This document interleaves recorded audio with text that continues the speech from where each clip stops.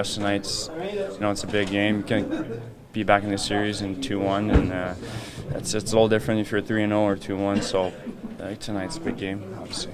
You guys watched a lot of video and identified some mistakes. Was it a lot of mistakes, and what were they, and how easy is it to fix them?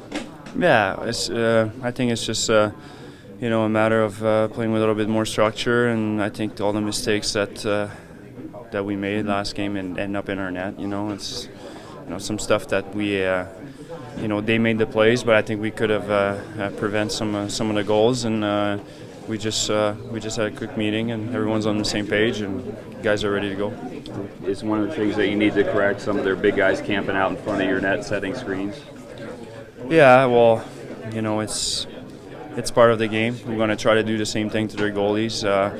Sometimes you can't really do anything with their guys in front of the net, and it's just a matter of battles. And we want to compete in front of their net as well. And I think they've been doing a good job in front of Hank, and some of the goals you couldn't see. And that's what for us, our forwards, that's what we need to do against Rask.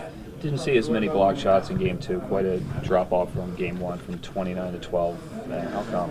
We had the puck more. They didn't have as many D-to-D play on the blue line, so I think that's what it comes down to. We want to block every shot we can, but we want to limit them too. We want to limit their shots, so it's both a positive and a negative thing, I guess. Tortorella said that Marchand's probably been the best player of the series so far. What can you guys do to kind of contain him? We got to play physical on him, make sure we don't give him much space because he's good at making plays. What have you thought of Rask? He's obviously played very well for them in net so far. Yeah, he's been making some good stops. We got to make sure that we bear down when we getting tight on him. He's a bit all over the place. He finds a way to make the save. So I think it's just a matter of keep shooting, and hopefully it's going to go in. Is it tougher against a guy that's all over the place than both yes and no. Sometimes you think you might have an empty net on a rebound, but he's there because he's, like you said, all over the place. And other times he might give up a goal that he should have stopped. So it's tough to say. You can't focus too much on the other team's goal. You just want to try to score every shot.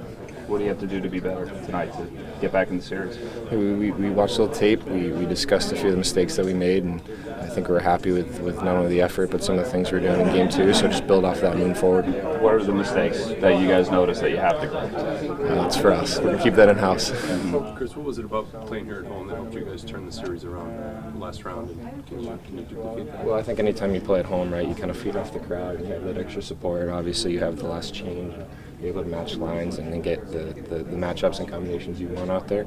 But that being said, I think probably the more important thing is just having the crowd and having that support to back you and kind of feeding off of that. Number of block shots fell from 29 to 12. Was that just the game, or were guys not willing to do it, or were they getting around the block attempt? Guys are always willing to do it.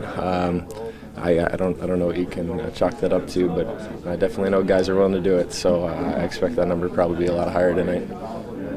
Were you guys a little bit surprised by the skating ability of the young guys bringing the puck up instead of just dumping it in and forechecking? They do that sometimes too. Torrey Krug and Matt Bartkowski and Dougie Hamilton skating it up.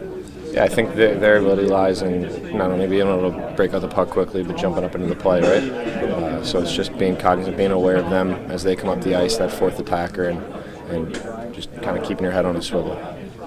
There's no panic in here. Are you guys comfortable? I mean, 0-2 is a pretty significant hole, but feel good about what you can do? I think as a group we're excited. It's an opportunity to kind of prove our worth once again.